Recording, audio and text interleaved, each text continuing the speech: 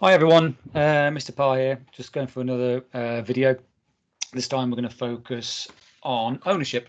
Hopefully it shouldn't take too long. It's just going to go over a couple of sample questions about ownership. Okay, I'm going to dive straight in. Okay, so when it comes to the ownership, appears a couple of times. You need to know about this for your mock exam because it is featured quite heavily on the first paper, and it's all about ownership options as a new business, basically. So the main thing to focus on is basically, as a new business, what options do you have available when you start up? So it could be sole trader, partnership, limited company, and also franchising. It doesn't go into too much about a public limited company, well, because that's kind of when you expand. When you start a business, it's rare you'll be a PLC. Okay, they're the objectives from Edexcel on what you need to know. Okay, so the ownership for startups and starting and running a franchise. To start a new business in your local area, it's more than likely going to be a very small business, a family business, and you've got to think, well, who actually runs and owns the business? Is it just one person, or is it multiple people, or a partnership? Okay, I'm just going to run through this pretty quick. So when you'll start up a business, you've got a few options. You could be a sole trader. Quite obvious what that means. A partnership or a private limited company. Now, each one has its own benefits and limitations, and that's what you need to know. You need to know the benefits and limitations and how you can apply them to different business contexts. Okay, so what you choose will depend on a few different things. So the level of risk that the owner or owners will face, and this is down to also liability.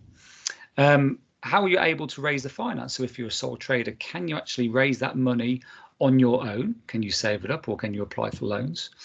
If the business was to fail, whose responsibility is it? Okay, are you liable for the debts? Okay, and would you prefer to limit any losses on your original investment, but also how much share you want to give out? Do you want to share any of the business? Do you want to make all the decisions yourself?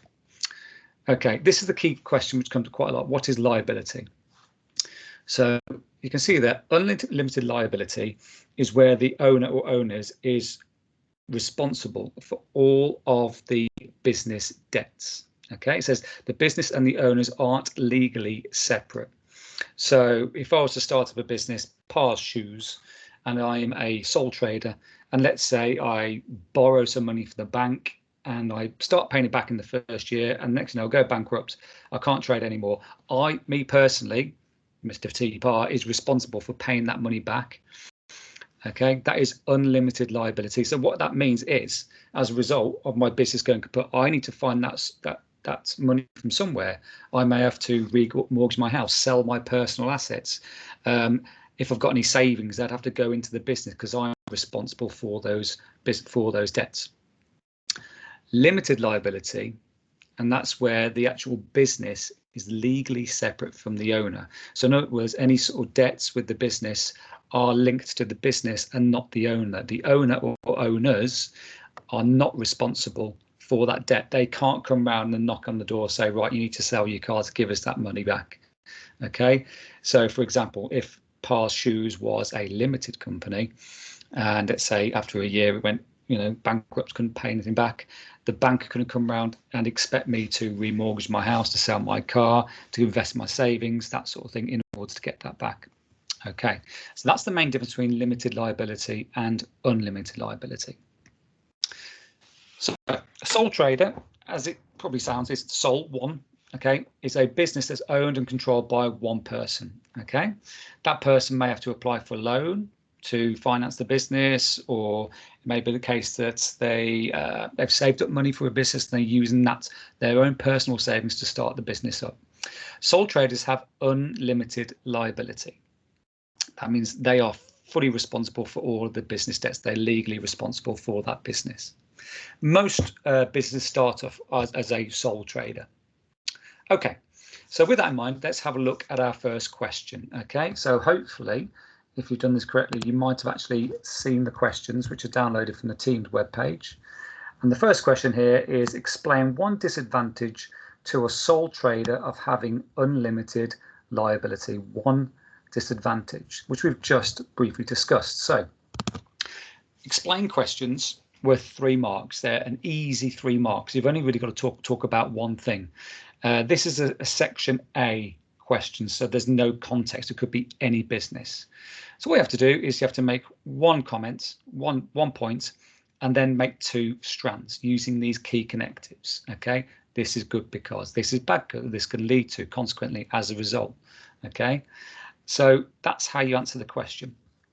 So as we've just seen, the main disadvantage, let's go back to this, of a sole trader having unlimited liability is that they are legally responsible for all the debts. Okay, so that's enough to say that, but we need to talk about how do we get these 3 further marks. Okay, if you haven't done so already, pause the video and then have a go at this question. I'm going to go now and crack on with the answer.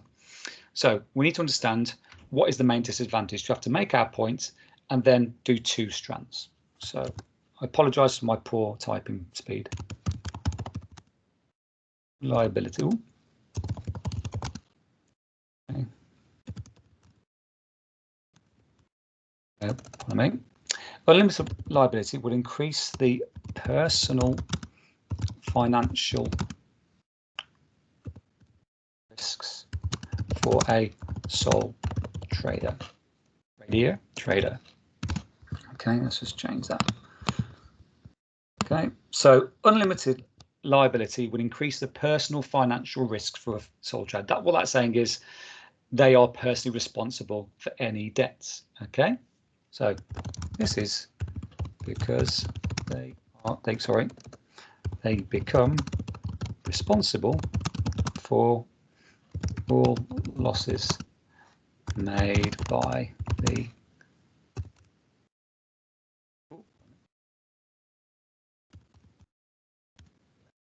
So I've just stated the obvious. I mean, that as it stands is probably just 1 mark. Okay, I've talked about my understanding of what the disadvantage of unlimited liability. In order to get those 2 extra marks, we've got to do those linked strands. As a result, this means that. Okay.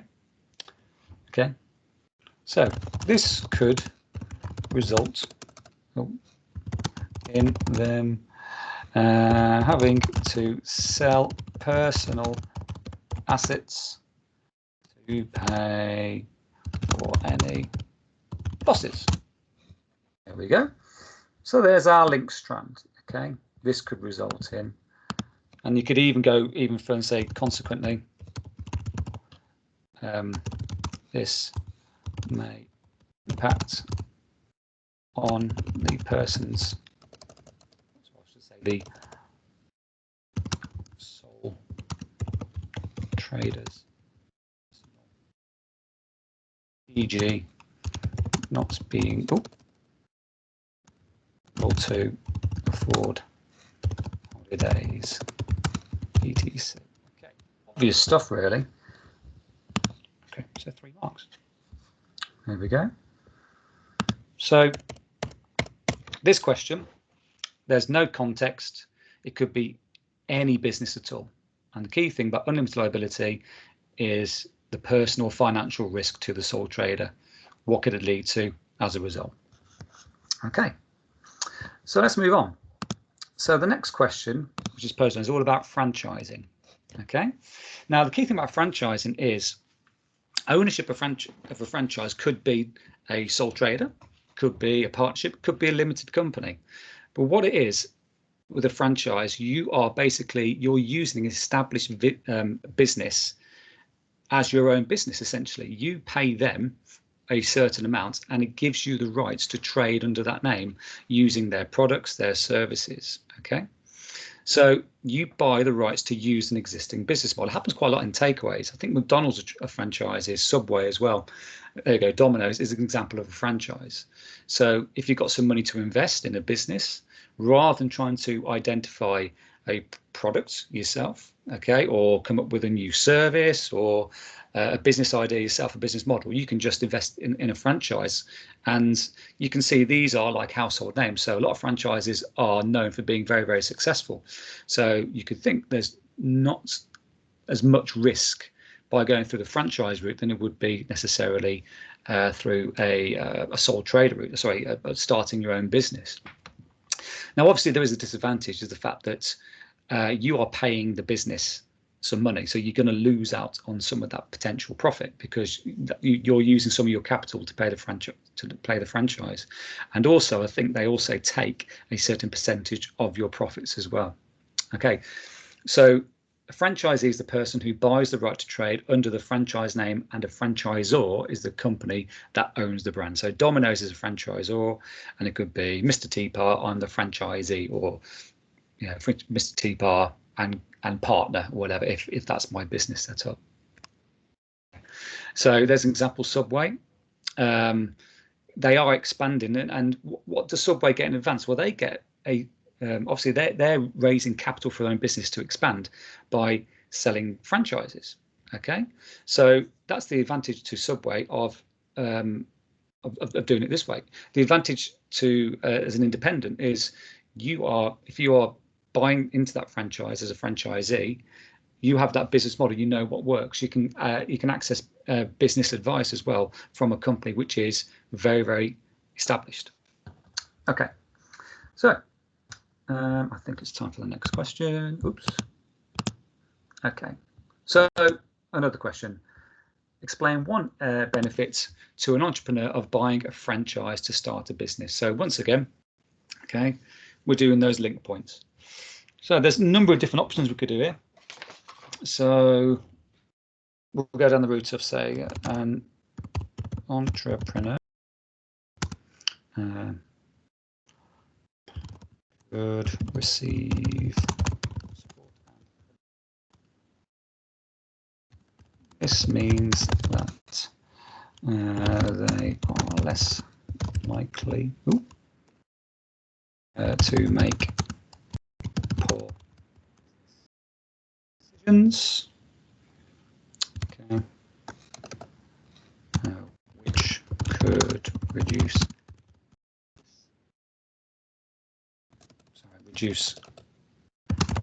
the chance of the business failing. Okay, excuse my spelling.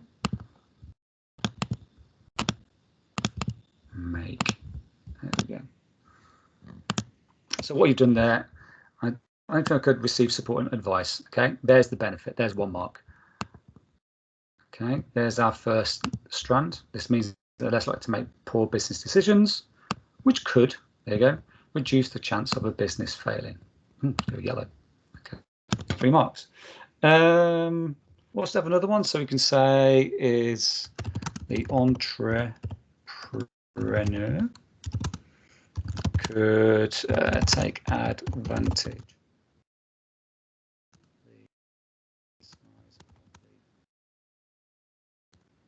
For example, a national advertising campaign.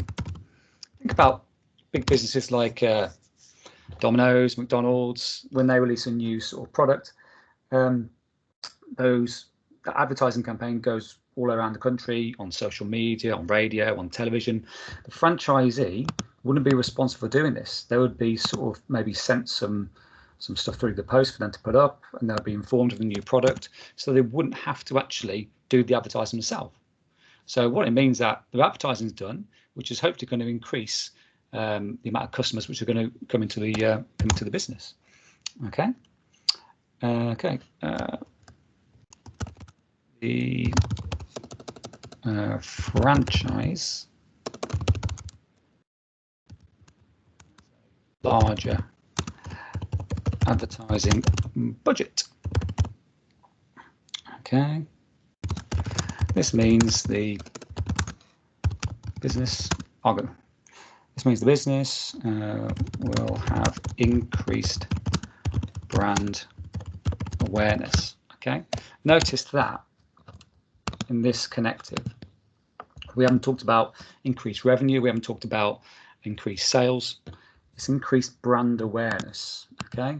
So even if the sales don't necessarily increase, by having a national campaign, the franchise, the business, so Domino's or Subway, they're in the public consciousness. People are aware of the brand. So maybe next time they advertise something new, people are aware of it, because sometimes people are scared of something new, they don't want to try it. But the more you see something, more people talk about it, people might be more willing to give things a try.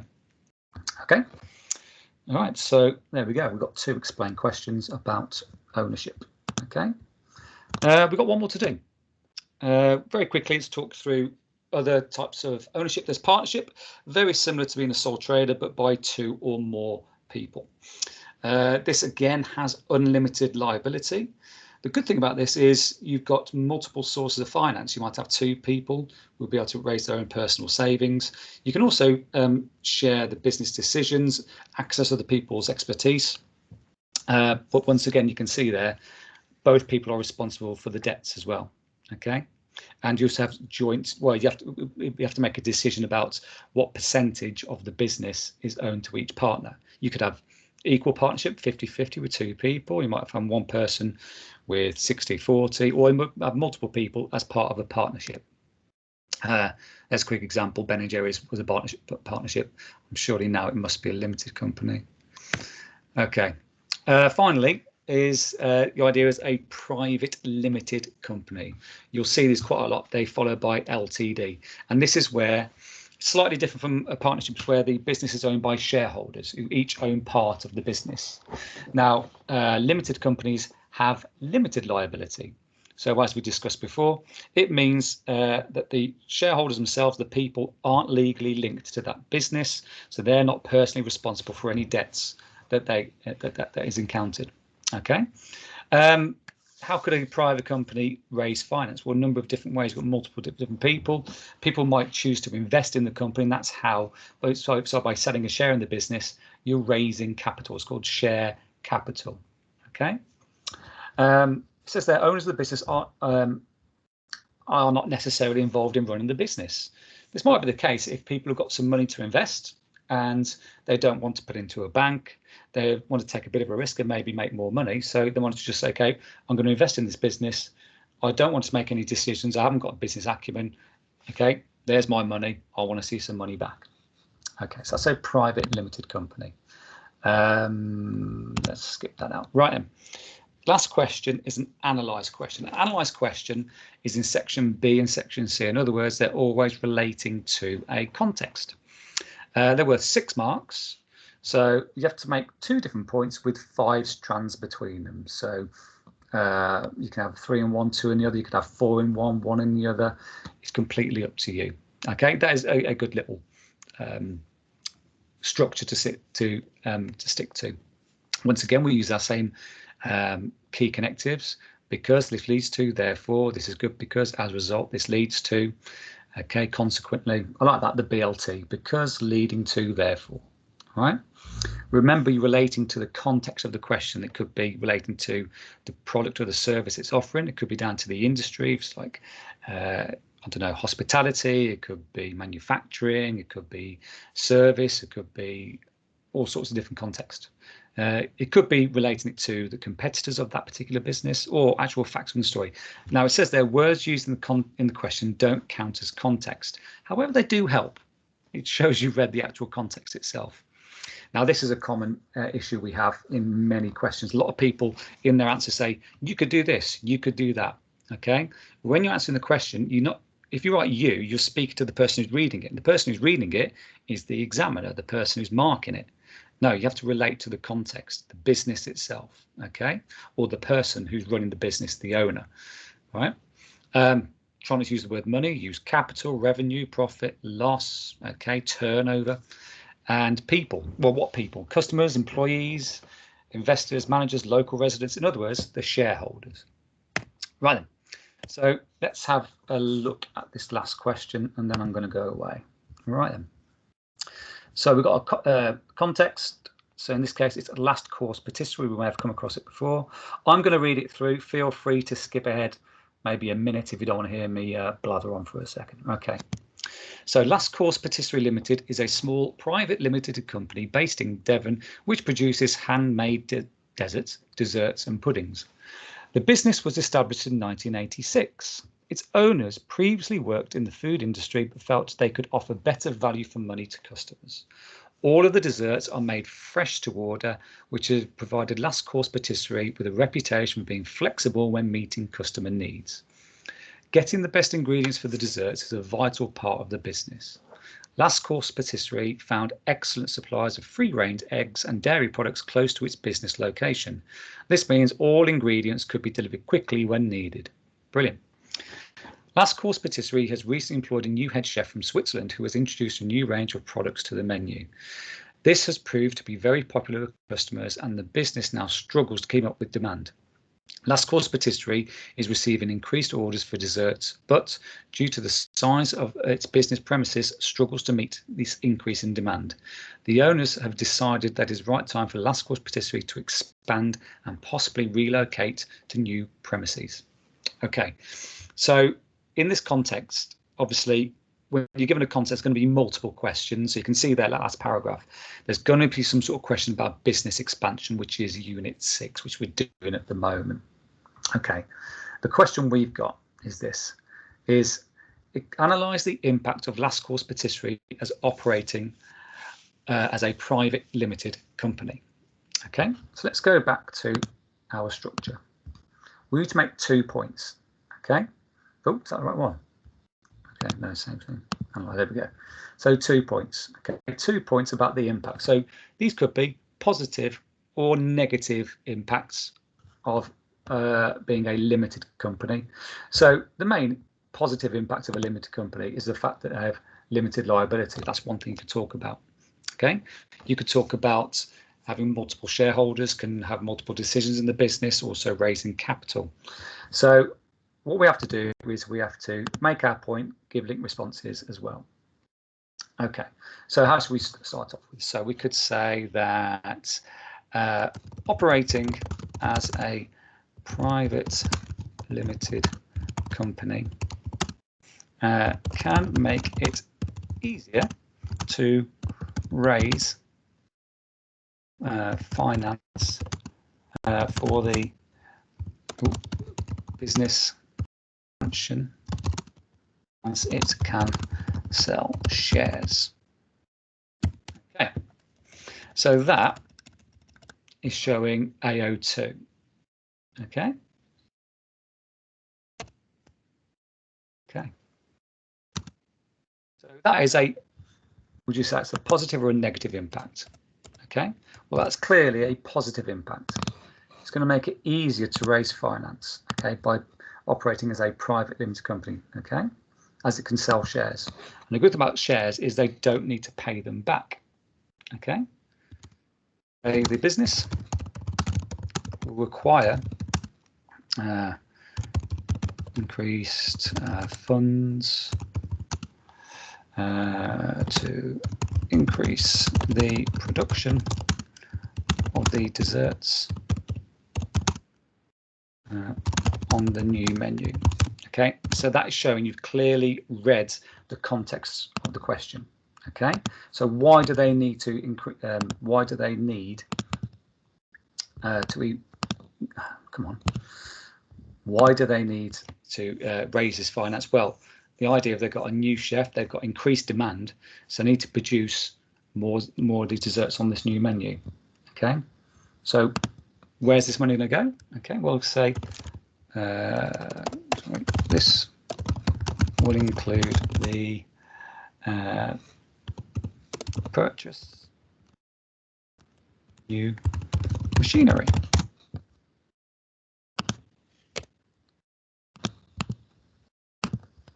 So operating as a private limited company can make it easier to raise funds for the business expansion as it can sell shares. Okay, the business will require increased funds to increase the production of the desserts on the new menu. This will include the purchase of new machinery. Okay, that's one side of it. What's the other side of it? So what's the disadvantage? What's the negative impact of being a PLC? Sorry, a limited company. So we could say that shareholders may not agree about the most suitable location for the possible new premises. Okay, so let's go back to our context. So that was that last sentence. The owners have decided that it is the right time for last course patisserie to expand and possibly relocate to a new premises. So that last little bit, okay, we can put that in our answer. So if you're a limited company, they're shareholders, and they've got a certain amount of say in the business. So that's a possible negative impact in this context, is they might not agree on the most suitable location for these new premises. Okay, so we could say that it may be felt that it be better. Oh, can't spell. Be netter to this closer to the market, whilst others would argue that it is better to close to the excellent suppliers. Okay, so there's two possible sides to it. Okay, so there's two. Now, the things I'm missing from there is our linked responses. Okay, our connections. I've just talked about the facts. So let's do the second one. Shareholders may not agree about the most suitable location to possible new premises. Okay, it may be felt that it would be better to move to the premises close to the market, whilst others would argue it's better to stay close to the excellent suppliers. So we need to expand a bit further. So this may lead to we've got disagreement already. Disagreement and bad feeling within the shareholders, and consequently delay expansion. Okay? Because as a limited company, you need to have sort of agreement across your shareholders before you can make big decisions like that. Okay, so if there's disagreement, you'd have to wait until everyone agrees, and which could delay this expansion of the business, which could therefore have an impact on your customers. If you've still got this huge demand and you can't meet it, customers are going to get annoyed. Okay, let's go back to the first one. Operating and as a private limited company can make it easier to raise finance for the business expansion as it can sell shares. Okay, we can say there is okay, this could be done quickly, and therefore expansion at a faster rate and therefore meet customer, oh my word, for was it cakes, was it? Let's have a look. Let's go back up. New products, for the new products. The business will require increased funds to increase production of desserts for a new menu. This would, you could mention here this potentially have an issue with cash flow. Okay, right. So there we go. 3 questions. Okay, how many marks? 6, 12 possible marks there. The difficulty thing here, I'd say, is the application to the scenario. And as I'll keep on saying, is just state the obvious. What I will open your eyes up to a little bit, but also, which I'm quite guilty of, is let's go back. The other benefits. Where are we? Didn't I put it on here? Yeah, where are we? What I haven't talked about. Let's go back. There are other benefits besides. There we go. Not everything leads to just profit. Okay, so what we've got there: higher sales, customer satisfaction, better customer service, increased productivity. Okay, so it's not necessarily just down to money and profit. Okay, so hope that's been quite of use to you. Just a reminder, everything you need is on our Teams page, which you should be accessing this through anyway. if you go to files, okay, that's the main one I quite like. GCSE technique sheet there. Okay, how to answer these questions. Section A, non-context, and section B under there. Okay, any issues, give me an email. Hope to see you guys soon. Okay, I'm going to stop recording if I can. Hope you're all safe. Take care. Bye.